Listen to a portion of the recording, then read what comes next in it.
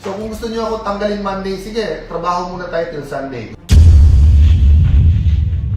Gusto niyo akong tanggalin ng Tuesday, trabaho muna tayo till Monday.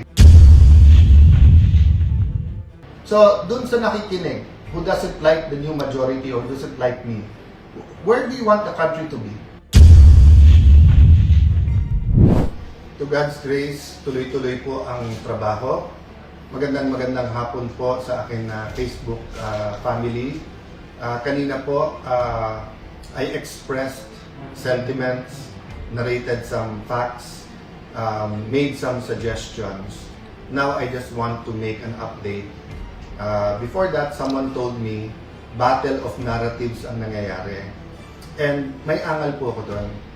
Because real lives is not about narratives. It's about the truth. Diba? Kung ang narrative mo, ito mga nagugutom, tulungan natin. Ito yung impeachment, dinidelay, wag nating payagan. Kaya nga po narrative may script. People are really suffering because of the high prices, hindi lang ng diesel, LPG, gas. Yung 7% inflation, yun po ay average, yun po ay isang basket at karamihan dun pagkain. But maraming hindi kasama dun sa indicators na yun ng basket ay sobrang tumataas ang presyo. Having said that, may kakulangan. Mataas na presyo, meron pang shortage doon po sa fertilizer. May parating pa na super El Nino, and then eto naman tag-ulan, hindi pa naman naayos yung ating mga flood control. So I'm very concerned about the day-to-day life of each and every Filipino. That is why we're trying to put some order in terms of priority. So ulitin ko po hindi po magulo ang Senado. Look at our session since I took my oath. Lahat ng session very orderly, puno ng substance, at sumusunod kami. Yung panggugulo ay nangyayari before or after the session and was beyond our control. Meaning kami ay nagre-react. So kanina nilinaw ko, na-receive na ng Senado ang articles of impeachment. Ang tungkulin ko po ay sumulat sa House of Representatives. Ginawa po natin kaagad yon. Kahapon pinadala natin, Wednesday night, sa gitna ng kaguluhan, ni-receive at I'd like to thank the Senate staff, Secretariat, na iwan sila. Napakadaming dokumento, papakita ko po sa inyo, pero inisa-isa nila yon na siguradong kumpleto. Bakit po? Hindi nila masacertify sa akin at hindi ko send sa House nang hindi ito natatapos. Kinonsulta ko lahat, pati sila. Sabi, sir, huwag na natin tantanan, tapusin na natin ito tonight para bukas mapadala natin. So in the meantime, nang pinadala sa Senado, yung articles of impeachment po ay pinadala na sa lahat ng opisina. Makikita po natin dito ang pangalan ng mga senador, tapos yung receive ng staff nila at saka yung date and time. So 23 senators chose to receive it already. Ang natira na lang po ay office ni Secretary Risa na Senator, anong sabi ko? Secretary. Sorry, I was on my mind kasi yung Sergeant at Arms at Senate Secretariat, no? Again, salamat sa inyo. But the Secretariat, papadala to sa Vice President para sagutin niya. So ito po ang sulat ko po sa lahat ng mga senador na marireceive po nila.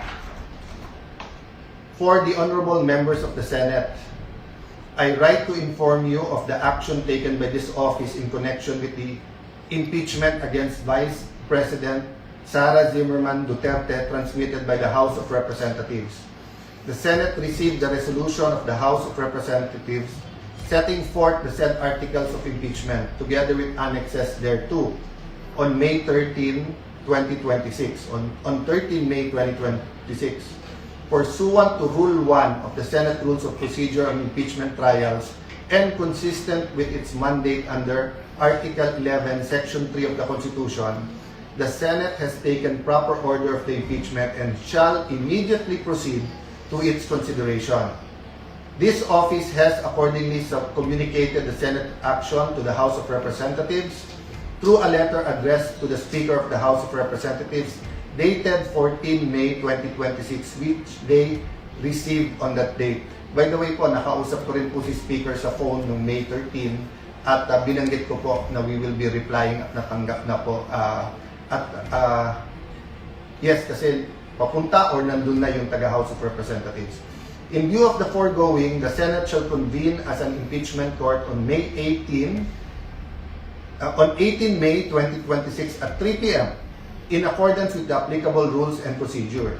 You are hereby requested to be present at the session hall on the said date and time in observance of the solemnity of the proceedings and pursuant to the Senate Rules of Procedure impeachment trial. All senator judges are enjoined to wear their robes upon the convening of the impeachment court. Your presence and cooperation are essential to the properly orderly conduct of these proceedings. Yan po. So advice ko po sa mga minority senators kung pwede pong whether may group chat or meeting na po kayo, nag-meeting na po kami ng majority, mag-meeting po kami ulit. At so far, we're all in agreement na the rules that were good for the past impeachments are good for Monday. So hindi nyo ma-expect ang delay on our part.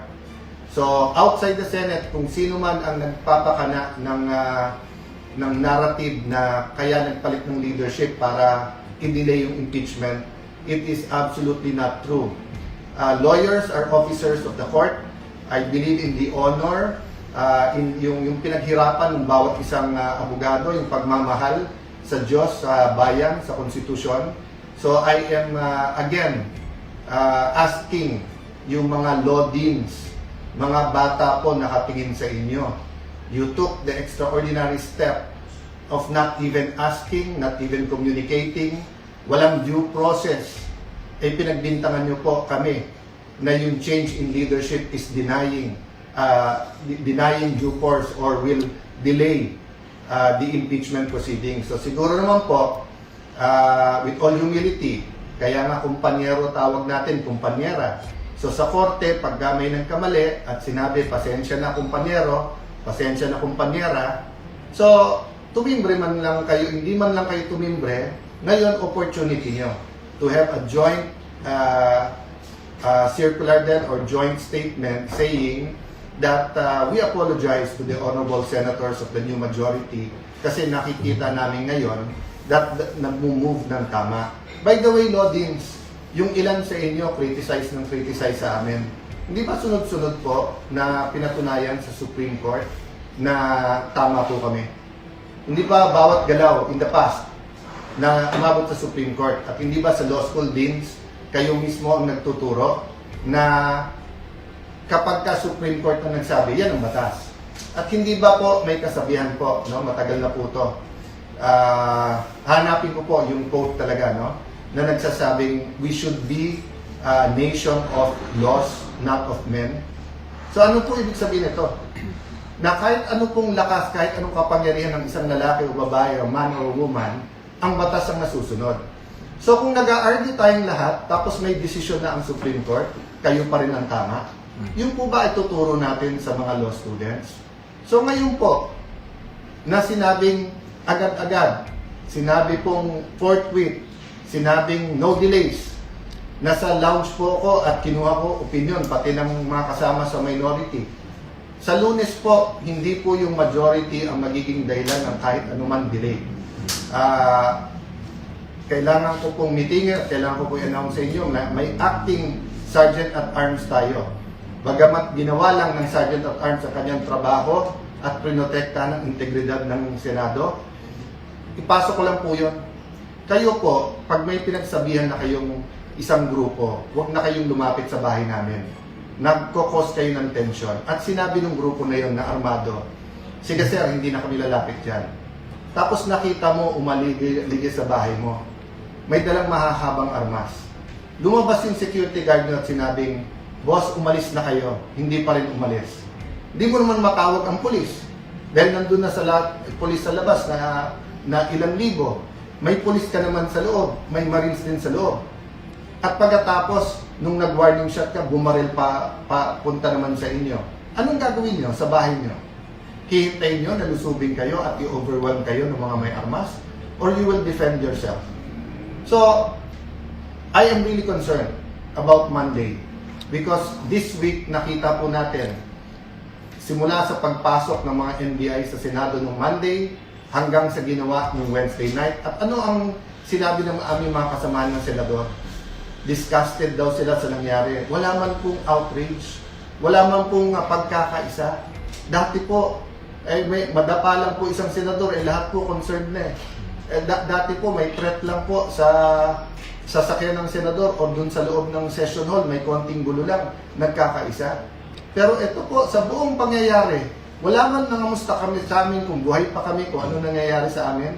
And then pagkatapos, napakabilis nung narrative na drama ito. Napakagaling naman po namin magdrama na yung NBI nahila namin at naisama namin doon. Ito po ang isang matrix ng Estrada at Corona impeachment. So my staff is here. We're going through it one by one. We're looking at the possible calendars to propose not only to the majority, minority, to all members. What do we mean by calendar? We can have hearings Monday to Friday. We can have hearings Monday to Thursday. We can have hearings Monday to Wednesday. We can do it half day. We can do it full day. We can have a pre-trial. Pwedeng walang pre-trial. Normally, or let me put, if it's normal times, meaning walang economic crisis, walang Iran, Israel, US na kaguluhan na nakakakos ng problema sa ekonomiya, I would suggest na itodo na natin 90% of our time matapos yung impeachment. Pero nakita nyo po yung past impeachments. Kahit one article of impeachment lang, 3-4 na buwan ang inaabot. So I'm really concerned about how we can have the eyes on the ball. Yes, we will have to multitask. That is our duty and we will do that. But how much time do we spend every day on each task is very important. And it's getting harder because of certain people who want to sabotage the impeachment process because of their narrative or because of 2028. Let's forget the future next year, 2028. Dito mumunta day by day yung kakainin ng ating mga kababayan, yung pamasahin ng ating kababayan, kung yung mga nawawalan ng trabaho sa ating mga kababayan. Dito muna tayo sa day to day. So kung gusto niyo ako tanggalin Monday, sige, trabaho muna tayo till Sunday. Gusto niyo akong tanggalin ng Tuesday, trabaho muna tayo till Monday. But stop these plots and stop lying to the President. No? Yung NBI, please, marinig nyo kami. Lahat ng may konsensya sa gobyerno, isuspend muna natin yung NBI Director. If you suspended the Sergeant at Arms, suspend also the NBI Director para parehong investigahan. Sabi ng Pangulo, independent investigation. If we do that, then baka may pag-asa po tayo, no? And prevent any other plots. As I talk, as we work, maraming nagmi-meeting para lalo po tayong guluhin. We may disagree with each other on many things. Religion, economics, politics, no? Culture. Napakaraming dahilan na tayo'y magkagulo. Napakaraming dahilan na hindi tayo magkaisa. But siguro naman, we can agree on a common direction, a common destination. So, dun sa nakikinig, who doesn't like the new majority or doesn't like me, where do you want the country to be? What's the direction? O dun naman po sa kamping-kampe, ano yung gusto nyo sa ating bansa? Hindi ba pareho? Hindi ba ang pinag-aawayan lang natin dalawa? How to get there and who will lead us? So, let's have a leadership that coalesce. Ba't hindi tayo magtulong-tulong? Then why don't we draw a roadmap paano tayo makakarating doon? Sa bawat problema po, may solusyon. But hindi po solusyon ang ubusin ng kalaban. You know, you cannot kill an idea. No, we have different ideas. So let's see which is the majority idea. Let's see if we can collaborate, cooperate. No? So uli, matatanggap po yung sulat na to. Friday pa lang naman po. I don't think there's any problem. And I hope wala din maging problema sa Lunes. Sa ating mga kababayan, please pray for us. Kung sasabihin niya iba, I don't like you, well, sabi po sa Biblia, love your enemies, pray for your enemies. So, if we can pray for our loved ones and we can pray for our enemies, may hope po tayo. Pag-pray niyo po that our leaders will open lines, build bridges. Marami po ngayon gustong pasabugin po yung mga tulay para hindi mag-usap-usap. Marami po ngayon gustong i-cut yung linya. Alam kong wireless na ngayon, but imagine yung type na telepono, lahat may wire. Gustong putulin yon para walang pag-uusap, para sa sarili lang interest. Huwag po natin payagan yon. So magandang hapon po. I hope everyone has a peaceful weekend.